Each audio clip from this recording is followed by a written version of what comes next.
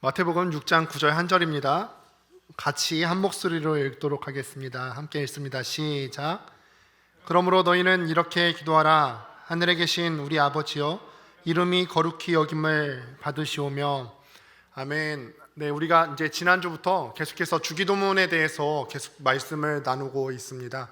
이제 주기도문을 이제 말씀을 준비를 하면서 마음에 작정하고 또 여러분들에게 또 바라는 것은 무엇이냐면, 말 그대로 주기도문은 예수님께서 기도를 이렇게 하라고 가르쳐 주신 내용입니다. 그래서 우리가 이 내용을 살펴보면서 실제적으로 우리가 기도를 어떻게 해야 될지에 대한 깨달음이 있었으면 좋겠습니다. 우리가 기도를 해야 되는데도 막연하게 또 어떻게 해야 될지 모르는 분들이 또 많이 계시잖아요. 근데 예수님께서 우리에게 가르쳐 주신 이 기도의 내용을 통해서 우리의 기도가 더욱더 새롭게 되고 또 풍성하게 채워줄 수 있게 되기를 바랍니다. 지난 첫 시간에는 우리가 하늘에 계신 우리 아버지여 라는 구절을 우리가 함께 살펴보았죠. 이 내용이 무엇이냐면, 모든 것 위에 초월해 계시고 저 전능하신 그 하나님께서 우리 모두의 친근하신 아버지가 되신다, 그런 내용이었습니다. 우리는 누군가와 대화를 시작할 때 막무가내로 본론부터 얘기하거나 그러진 않습니다. 우리가 상대하는 대상이 있으면 그 대상의 이름을 한번 부른 후에 대화를 시작하지요. 보통 그렇습니다. 마찬가지로 우리가 하나님께 기도할 때, 하나님과 대화할 때도 막무가내로 우리가 본론을 시작하지 않고 하나님의 이름을 부르지요. 하늘에 계신 우리 아버지요 라고 불렀어요. 그 하나님께서 어떤 존재이시고 또 우리에게 어떤 관계가 되시는지에 대해서 우리가 지난 시간에 함께 살펴본 것입니다. 주기도문을 시작하면서 우리가 지난 시간에 본 것처럼 하나님을 불렀습니다. 호칭한 후에는 본격적으로 하나님께 6가지 내용의 간구를 올려드리게 됩니다. 근데 이 6가지의 내용을 각 두 분류로 나누어 보게 되면은, 먼저 하나님을 위한 간구 3가지, 하나님을 위한 간구 3가지와 우리 자신을 위한 간구 3가지로 나누어지게 됩니다. 오늘은 그 6가지 간구 중에서 첫 번째, 하나님의 이름이 거룩히 여김을 받는 것에 대한 간구를 함께 살펴보고자 합니다. 모든 것에는 존재의 목적이라는 것이 있습니다. 만들어진 사물 같은 것도 다 존재의 이유가 있죠. 내가 차고 있는 어떤 시계나 입고 있는 옷에도 그 존재의 이유가 있고요. 마이크도 어떤 육성을 조금 더 크게 들리게 하려는 그런 존재의 이유가 있습니다. 비단 이 만들어진 사물뿐만이 아니라 생명체들도 그 생명이 창조된 목적이 있습니다. 우리 인간들도 존재의 목적이 있다는 말입니다. 이와 관련된 한 이야기가 있어서 제가 한번 가져와 봤는데요. 한 영국 귀족이 부모로부터 막대한 유산을 물려받게 되었다고 합니다. 근데 이 귀족은요, 이 돈을 가지고 워낙 그 돈이 막대했기 때문에 무엇이든지 자기가 하고 싶은 대로 다 할 수가 있었습니다. 그런데 이 사람은요, 이 많은 돈을 어디에 썼냐면 돌연변이 쥐를 만드는데 자기의 막대한 재산을 다 사용했다고 합니다. 투자했어요. 그리고 수십 년 후 이 사람은 자기가 원래 목적했던 대로, 원래 바랬던 대로 그 막대한 재산을 가지고 돌연변이 쥐를 만드는데 마침내 성공을 했습니다.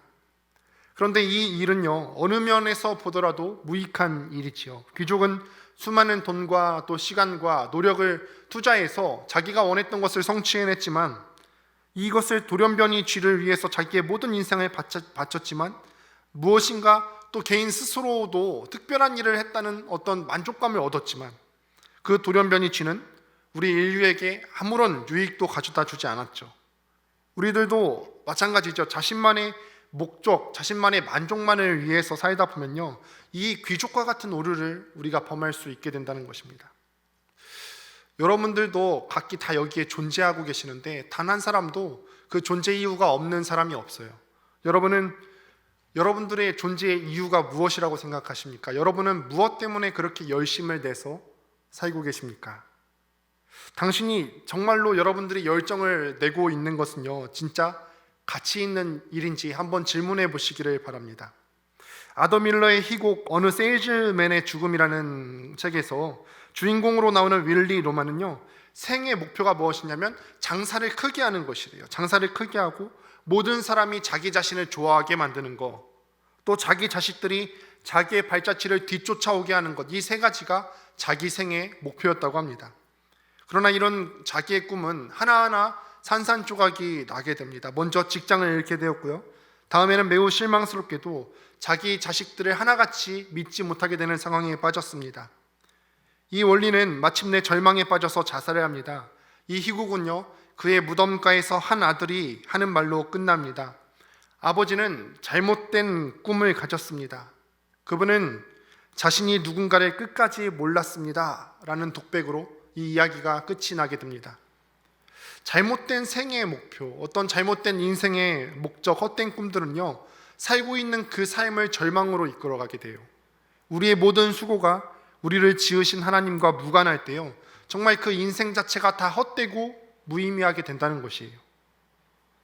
우리 인생의 목적이 무엇인지에 대해서는요, 오늘 우리가 함께 보신 주기도문 첫 번째 구절에서 명확히 드러납니다. 이렇게 나왔잖아요. 이름이 거룩히 여김을 받으시오며 나오죠. 하나님의 이름이 거룩히 여김을 받는 것이 우리 창조된 우리 인간 존재의 목적이 되어야 된다는 거예요. 우리가 믿는 내용을 잘 정리한 웨스트민스터 소요리 문답 제일 첫 번째 항목에서도요, 우리 인간의 목적에 대해서 이와 같이 잘 정리해 주고 있습니다. 소요리 문답 1항에서 이렇게 질문합니다. 사람의 제일 되는 목적이 무엇인가? 다시 말하면 사람이 창조된 목적이 무엇인가? 라는 질문에 대해서 이런 답을 내립니다. 사람의 제일 되는 목적은 하나님을 영화롭게 하는 것과 영원토록 그를 즐거워하는 것이다. 이것이 바로 사람의 창조된 목적이고 우리 각 개인 인생의 목적이 되어야 한다는 것이죠. 요약하자면요, 우리 사람이 존재하는 이유, 하나님의 창조물인 우리 인간의 존재 이유는요, 그분의 이름, 하나님의 이름이 거룩히 여김을 받게 하기 위한 것이라는 것입니다. 여러분도 하나님의 이름을 거룩하게 하기 위한 목적을 갖고 있는 존재들입니다. 여러분은 혹시 비전이라고 다들 들어보셨을 겁니다. 비전. 이제 어떤 분들은 만나고 나면요, 비전을 아직 못 찾았어요, 이렇게 이야기들 하죠. 근데 우리가 비전에 대해서 알고 있어야 될 것이 한 가지 분명히 있는데, 비전은 이미 여러분들에게 다 주어져 있는 거예요. 하나님의 그 거룩한 뜻을 이루어가는 그 비전은 여러분들한테 다 주어져 있고, 다만 여러분들은 그 비전을 찾아가는 것이죠. 발견해내는 것입니다. 이 과정 가운데서 각 인생 가운데 하나님의 이름을 거룩하게 하기 위해서 주어진 것이므로 우리는 이 비전을 무엇인가 새롭게 우리의 계획에 맞게 창조하는 것이 아니라 발견되어진다는 것이죠. 그 과정이 어찌 되었던 간에요, 모든 인생은요, 하나님의 이 이름을 거룩하게 하는 것에 그 목적이 있다는 사실입니다. 그렇다면요, 여러분, 계속해서 제가 이거를 파고 들어갈 텐데요, 이름이 거룩히 여김을 받는다고 했는데 이름이 거룩히 여김을 받는다는 뜻이 무엇인지에 대해서 한번 생각해 보려고 합니다. 지금은 개인정보 때문에 이런 경우들이 별로 없는데요, 예전에 시골에 사신 분들은 아마 알 수도 있어요. 시골에 가면은 집집마다 대문에 명패라고 하는 것들이 붙어 있었어요. 명패를 아십니까? 그 대문 앞에 각 집에 호주되는 사람들, 주인장이 되는 사람의 이름이 그 대문 앞에 명패로 다 붙어 있었어요.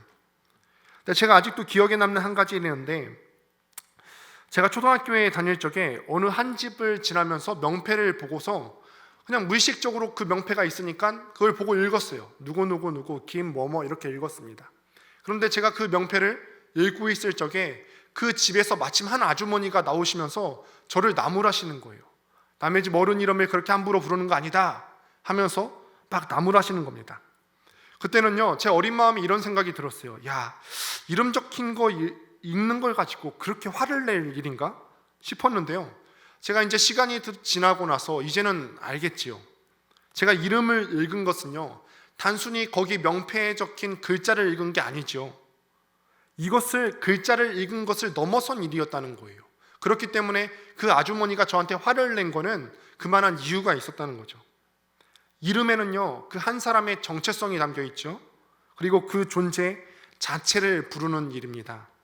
우리 문화에서뿐 아니라 성경에 나오는 인물들도 그 이름 자체에 어떤 한 인생에 큰 의미를 부여하는 경우를 우리가 볼 수가 있습니다. 부모가 태어난 한 아이의 이름을 지으면서 기대하고 또 소망하는 바를 담아서 이름을 짓는 것이죠. 예수님을 봐도 그렇습니다. 우리 마태복음 1장 21절에 천사가 나타나서 요셉과 마리아에게 예수님의 이름을 일러서 이렇게 지으라고 가르쳐주는 장면이 나오는데, 한번 1장 21절을 제가 읽어보도록 하겠습니다. 아들을 낳으리니 이름을 예수라 하라. 이는 그가 자기 백성을 그들의 죄에서 구원할 자이심이라 하니라. 여기서 보면은 예수란 이름의 뜻이 나오죠. 예수란 이름의 뜻이 뭐라고요?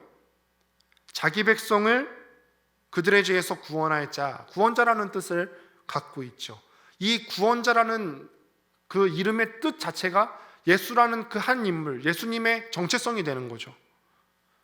라틴어에서도요, 이런 말이 있다고 합니다. 노멘 에스트 오멘이라는 말이 있대요. 노멘 에스트 오멘. 이 말이 무슨 뜻이냐면요, 이름 자체가 곧 운명이다라는 말을 갖고 있습니다. 이름이 어떤 한 사람의 인생 그 자체를 담고 있다는 것입니다. 한 사람의 인생 그 자체를 상징하고 또 대변한다는 뜻입니다. 따라서요, 성경 속에서 나타나는 하나님의 이름은 무엇을 의미하냐면 하나님의 존재 그 자체나 아니면 성품을 말하고 있다는 거예요. 하나님께서 성경을 통해서 당신의 이름을 우리에게 많이 알려주시죠. 여호와 이레도 있고요, 또 엘로힘도 있고요, 또 아니면 여호와 라파, 이런 이름들이 있어요. 어떤 속성에 근거해서 하나님께서 당신의 이름을 알려주시는 경우들을 보게 됩니다. 우리는 하나님께서 성경을 통해서 알려주신 그 하나님 당신의 이름을 통하여서 하나님께서 어떤 분이신지, 또 그분이 어떤 일을 하시는지를 이름을 보고 알 수가 있게 된다는 거예요. 오늘 본문으로 한번 다시 돌아와 봅시다. 그렇다면요, 이름이라는 것이 그 존재 자체를 의미하는 것이라면 하나님의 이름이 거룩히 여김을 받는다, 이 한 문장을 다른 말로 바꾸면 뭐가 될까요? 하나님의 이름이라는 말을 그냥 그 자체, 하나님 존재라고 바꾸게 된다면 이런 말이 되겠죠? 하나님 존재 자체가 거룩히 여김을 받는다, 이런 말로 바꾸어 볼 수가 있겠습니다. 여러분, 다시 한번 신중하게 한번 생각해 보실까요? 하나님이 거룩히 여김을 받는다고 했어요. 여러분, 뭐 떠오르는 어떤 생각이나 그런 게 없으십니까? 질문 없으세요? 하나님이 거룩히 여김을 받는다? 하나님의 거룩하심이 어떤 인간의 의지와 노력에 따라서 그 거룩하심이 변동이 될 수 있을까요? 하나님은 우리가 더 노력한다고 해서 그분의 거룩하심이 그 상태에서 더 높아지지 않고요, 우리가 그분의 거룩을 위해서 덜 노력한다고 해서 그분의 거룩하심이나 존엄이 그 아래로 내려가거나 변동이 있으신 분이 아니세요. 이 말은요, 인간의 노력이나 의지에 따라서 하나님의 거룩이나 존엄이나 하나님의 위치의 높고 낮음이 결정된다는 의미가 아니라는 말입니다. 거룩이라는 말은요, 히브리어로 하면 카도시라고 하는 단어를 쓰는데, 이 말이 무슨 말이냐면 분리되었다 혹은 구별되었다라는 의미로 쓰이게 됩니다. 하나님께서 거룩하시다라는 말이 무엇이냐면요, 그분만이 전 우주 가운데서 다른 모든 물질들과 다른 모든 존재들과 구별된 한 사람이시다, 사람이 아니시죠, 한 분이시다, 한 존재이다, 이런 의미가 있다는 거예요. 거룩이라는 말은요, 그런 의미에서 바라봤을 때 창조주이신 하나님만 사용 가능한 말이고, 피조물인 우리로는 사용할 수가 없는 말이 되겠지요. 일례로 출애굽기 3장 13절부터 14절로 한번 가보도록 하겠습니다. 출애굽기 3장 13절에서 14절로 가보시면 하나님께서 당신의 이름을 묻는 모세에게 대답하시는 장면인데, 모세가 출애굽기 3장 13절에서 이렇게 묻습니다. 한번 같이 읽어보도록 하겠습니다. 시작. 모세가 하나님께 아뢰되 내가 이스라엘 자손에게 가서 이르기를 너희의 조상의 하나님이 나를 너희에게 보내셨다 하면 그들이 내게 묻기를 그의 이름이 무엇이냐 하리니 내가 무엇이라고 그들에게 말하리이까. 모세가 이렇게 하나님께 질문하자 하나님께서 이 모세의 질문에 14절에서 이렇게 대답하십니다. 제가 읽어보겠습니다. 하나님이 모세에게 이르시되 나는 스스로 있는 자이니라. 또 이르시되 너는 이스라엘 자손에게 이같이 이르기를 스스로 있는 자가 나를 너희에게 보내셨다 하라. 모세가 하나님께 묻기를 이스라엘 백성에게 당신의 이름을 무엇이라고 전할까요? 라고 묻자 하나님께서는 모세의 이 질문에 대해서 나는 스스로 있는 자다 라고 하셨어요. 근데 이 대답이요, 모세는 분명히 당신의 이름이 무엇입니까? 라고 질문했는데 이 질문에 대한 답이 되는 것일까요? 반은 맞고 또 반은 틀리지요. 하나님 존재 자체가 어떤 누구로부터 파생되거나 창조된 존재 자체가 아니기 때문에 나는 스스로 있는 자다라는 설명 그 자체는 맞습니다. 또 한편으로는요, 모세의 질문에 대한 답을 거절하는 의미시기도 하죠. 왜 하나님께서 당신의 이름을 묻는 이 모세의 질문에 이렇게밖에 답할 수 없었을까요? 그 이유는요, 하나님께서 어떤 인간의 언어로 규정되거나 혹은 인간의 말로 한계 지어질 수 없는 존재이기 때문에 그렇습니다. 아까도 우리가 살펴보았듯이 말 그대로 하나님 존재 자체가 거룩, 다른 존재와는 완전히 구별된 존재이고 따로 동떨어진 존재이기 때문에 이 세상에는요, 그와 같은 존재가 없기 때문에 세상의 말로는 그분을 온전히 담을 수 있는 단어가 없다는 거예요. 그래서 하나님께서 이 모세의 질문, 당신의 이름이 무엇입니까? 라는 질문에 이렇게밖에 답하실 수가 없었던 것이죠. 그럼요, 하나님께서는요, 그 자체로 거룩하신데 왜 우리는 방금 우리가 살펴본 것처럼 주기도문을 하면서 또 우리 기도의 자리에서 이름이 거룩히 여김을 받으시오며 라고 간구해야 될까요? 엄밀히 말하면요, 이것은 하나님 편에서 무언가 바꾸어지기를 구하는 기도가 아니에요. 하나님, 당신의 이름이 더 거룩히 여김을 받기를 원합니다. 하나님의 이름이 더 높임 받기를 원합니다. 더 높은 자리로 가기를 원합니다. 이렇게 하나님 자체가 변동되기를 구하는 기도가 아니에요. 그분은 아까도 이야기했지만 이미 거룩하시고 또 이미 지존자이시기 때문에 그분의 위치는 우리의 간구로 변할 수 있는 것이 아닙니다. 우린 그분을 더 거룩하게 하거나 더 높아질 수 있게 할 수 없습니다. 대신 우리가 방금 간구한 것처럼 이름이 거룩히 여김을 받으시오며 라는 간구는 그분의 거룩에 대한 우리의 태도와 생각에 대한 간구예요. 그분의 거룩은 항상 그 자리에 계신데 그 거룩하심에 대한 우리의 태도와 생각에 대한 간구를 이 기도문에 담아서 우리가 구해야 된다는 거예요. 우리는 하나님께서 거룩하신 분이라고 말하면서 사실 하나님께서 얼마나 거룩하신지 잘 몰라요. 여러분들 하나님의 거룩하심에 대해서 확 깨달으신 적이 있으십니까? 아마 그런 분들이 많지 않으실 거예요. 자신 있게 대답하실 수 있는 분이 많지 않으실 겁니다. 그렇기 때문에 우리가 하나님 앞에 기도할 때 이름이 거룩히 여김을 받으시오며 라고 간구하는 것은요, 첫째로 이런 의미를 가지고 있습니다. 하나님, 우리가 하나님의 거룩하심에 대해서 잘 몰라요. 우리가 입으로는 그리스도인이라고 하고 하나님을 믿는 사람이라고 하지만 실상은 우리가 하나님의 거룩하심에 대해서 관심도 없고요, 잘 모릅니다. 하나님, 우리에게 당신의 거룩을 깨닫게 해주세요 라는 의미가 첫 번째로 담겨 있어요. 진짜 하나님의 거룩을 마주하게 된다면 우리 인간 쪽에서 어떤 반응이 나와야 하는지 말씀을 통해서 한번 살펴보려고 하는데, 먼저 누가복음 5장 8절을 한번 보도록 하겠습니다. 이 반응이 있어야 하나님의 거룩하심을 바르게 깨달은 사람이라고 할 수 있는데, 한번 5장 8절 함께 읽습니다. 시작. 시몬 베드로가 이를 보고 예수의 무릎 아래에 엎드려 이르되 주여 나를 떠나소서 나는 죄인이로소이다 하니. 이 누가복음 5장의 내용은 우리가 모르는 내용이 아니죠. 익히 잘 알고 있는 내용입니다. 예수님께서요, 말씀을 전하실 때 베드로의 배에 올라타셔서 설교를 하신 후에 대뜸 베드로에게 이렇게 말씀하시죠. 깊은 데로 가서 그물을 내려 고기를 잡으라 라고 말씀하십니다. 근데 우리가 이 상황을 다 알고 있잖아요. 베드로는 이미 자기가 할 수 있는 모든 것을 다 끝낸 상황이에요. 밤새도록, 그 전날에 밤새도록 그물을 내려서 고기를 잡으려고 했으나 실패했죠. 아무것도 잡은 것이 없는 상황이었고, 예수님의 그 말씀이 평생 업으로 뼈가 굵은 자신의 상식으로는 이해가 가지 않은 말씀이었지만 순종했어요. 그리고 그 결과는 우리가 아는 대로입니다. 누가복음 5장 6절을 보니까 고기를 잡은 것이 심이 많았다라고 기록을 합니다. 고기를 잡은 것이 심이 많았다고 기록해요. 어부인 베드로는요, 평생 이 어업 활동을 하면서 때로는 많이 잡은 날도 있었을 겁니다. 그런데 그날 예수님의 명령에 순종해서 잡힌 이 고기의 양이 심이 많았다고 하는 것은 베드로가 평생에 경험해 보지 못한 어마어마한 양이 잡혔다는 것을 의미합니다. 자연을 초월한 그 능력을 바로 앞에서 본 겁니다. 베드로는 이 경험을 통해서 나한테 그런 말씀을 하신 예수님이 어떤 존재인지를 경험을 통해서 즉시로 알 수밖에 없던 그 상황에 직면하게 된 거예요.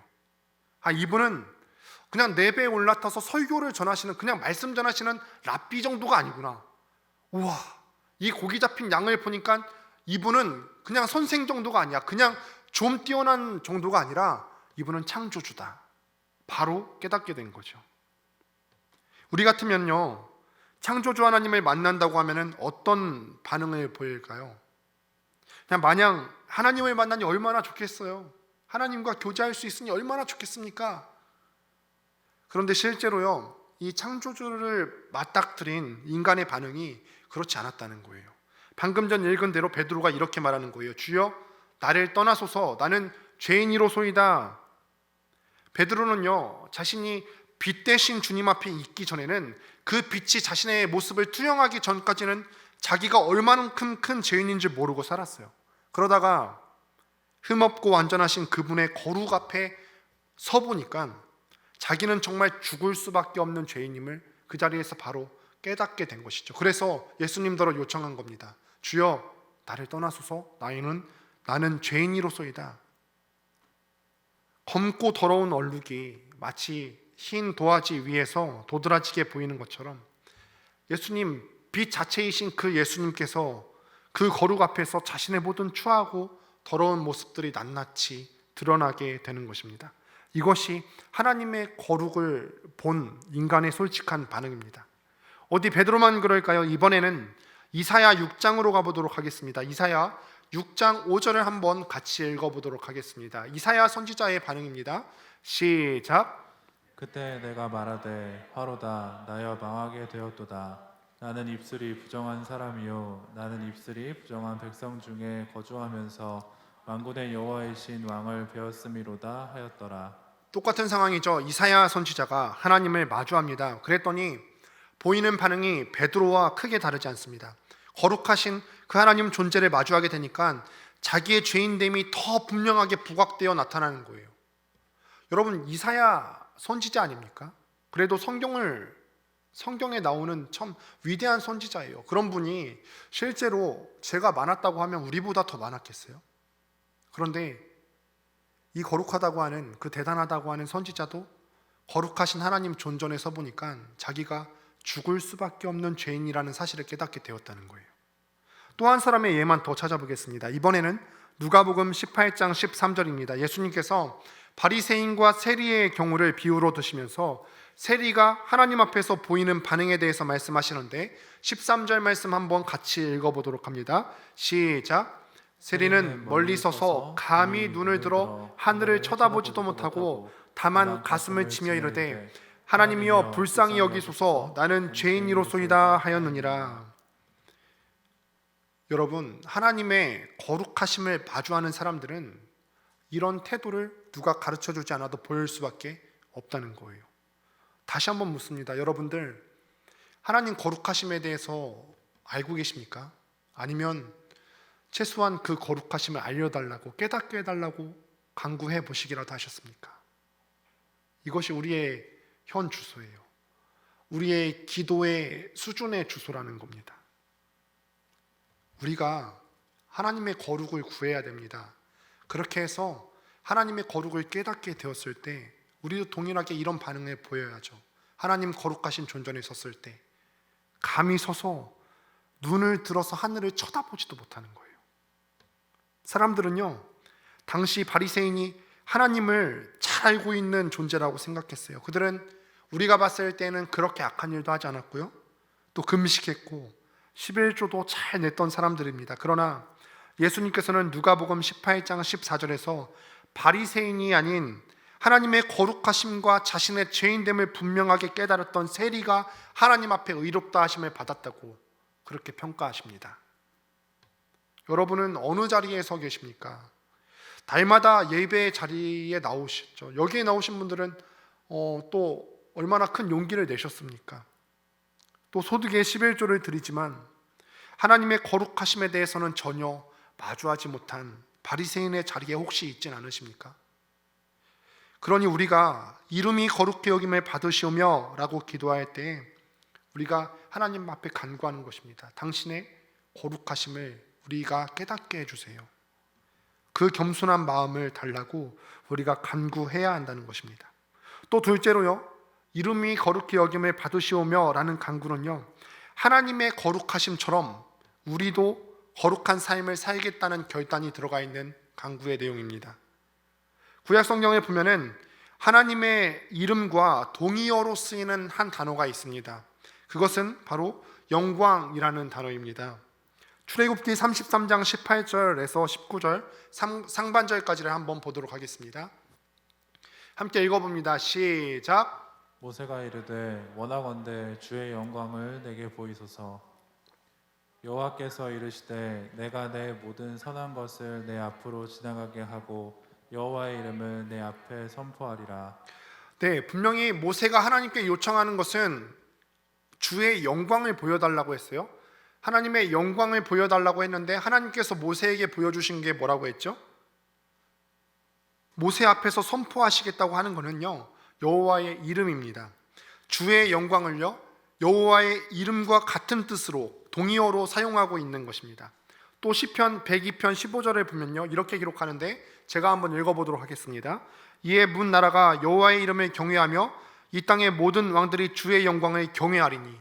똑같이 경외한다라는 동사 앞에 서로 다른 두 단어가 쓰였죠. 이 두 단어가 히브리 평행법으로 해서 동의어로 쓰이는 단어를 이 자리에 배치를 하게 됩니다. 그때 경외의 대상이 여호와의 이름인데 뒤에는 주의 영광이라고 나오게 되는 것을 우리가 볼 수 있습니다. 여호와의 이름을 주의 영광이라는 구절과 동의어로 사용하고 있는 것입니다. 한마디로 다시 한번 이 문장을 재정의해 보게 된다면, 이름이 거룩히 여김을 받으시오며를 다르게 표현한다면 하나님이 영광을 받으시며 라는 말로 표현할 수 있게 된다는 거예요. 이름이 거룩히 여김을 받으시오며 라는 말을 다른 말로 고쳤으면 하나님이 영광을 받으시며 라는 말로 표현할 수가 있게 되는 것입니다.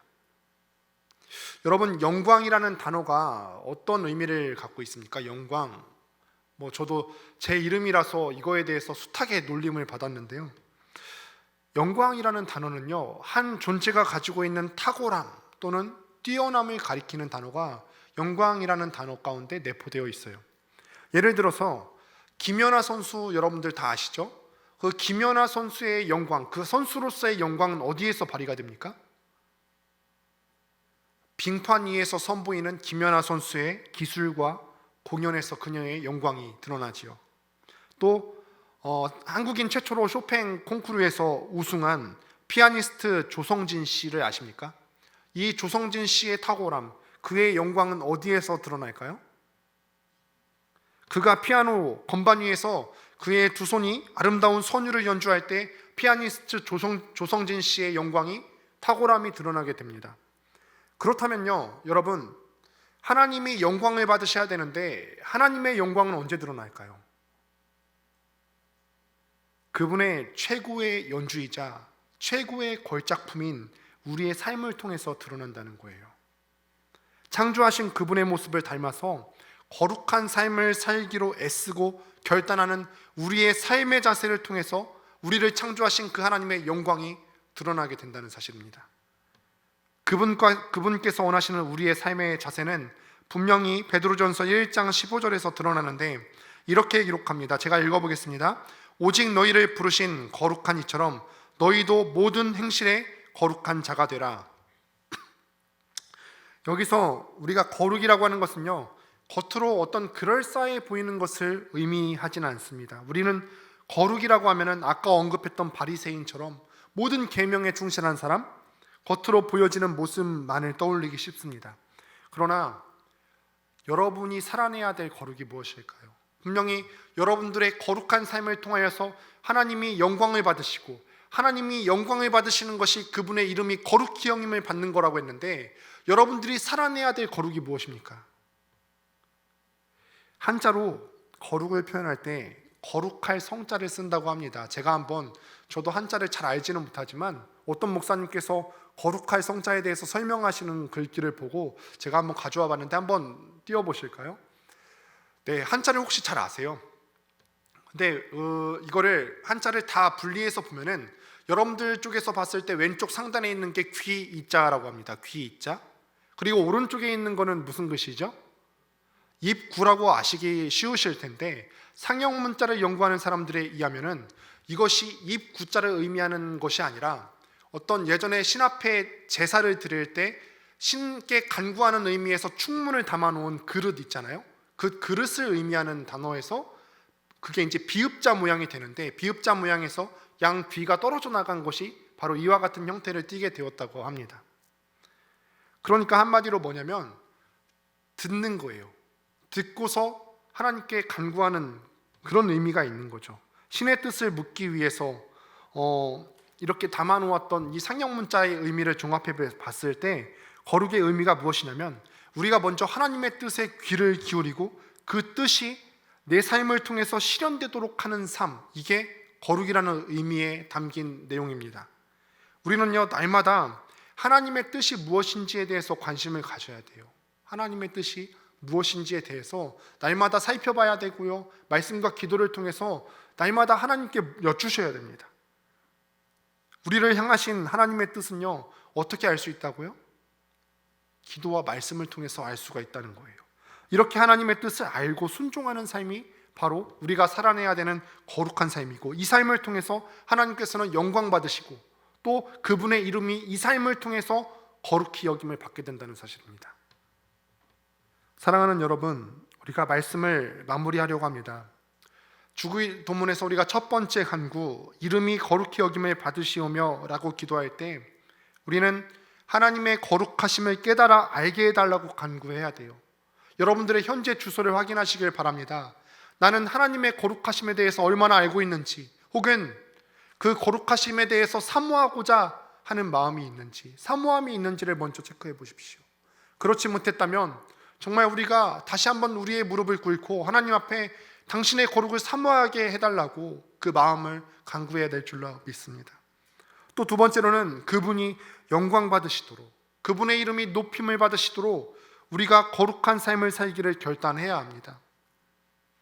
우리는 거룩한 삶을 살기로 결단하지만 우리의 결단은 참 너무나 미약한 모습을 보게 됩니다. 성경은요, 여러분들에게 거룩한 삶을 살기로 요구할 때 적당히를 요구하지 않습니다. 성경이 여러분에게 거룩한 삶을 요청할 때 성경이 원하시는 기준은 여러분들이 피 흘리기까지 그 삶을 살아내기를 원하는 겁니다. 사랑하는 여러분, 다시 한번 말씀드립니다. 여러분은 하나님의 거룩하심에 대해서 얼마나 알고 계십니까? 예수님께서 말씀하신 그 세리처럼 하나님의 현존 앞에서 차마 하늘을 올려다보지도 못하고 가슴을 치는 겸손함이 여러분 가운데 혹시 있습니까? 또 그분이 영광 받으시도록 거룩한 삶을 살기로 날마다 결단하고 계십니까? 여러분, 이 시간을 통해서 결단하고 다짐하십시오. 그분의 거룩함을 날마다 우리가 알아가기로 결단하고 또 그분 홀로 영광 받으시도록 날마다 거룩한 삶을 살기로 결단하는 여러분들 되시기를 주님의 이름으로 축원드립니다. 오늘 이 시간에 함께 찬양을 한 곡 했으면 좋겠습니다. 우리 이사야 선지자의 마음을 담아서 또 다 같이 일어나서 함께 찬양을 했으면 좋겠습니다.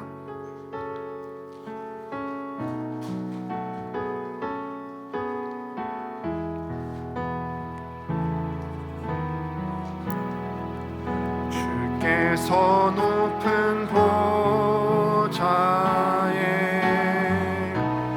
앉으셨는데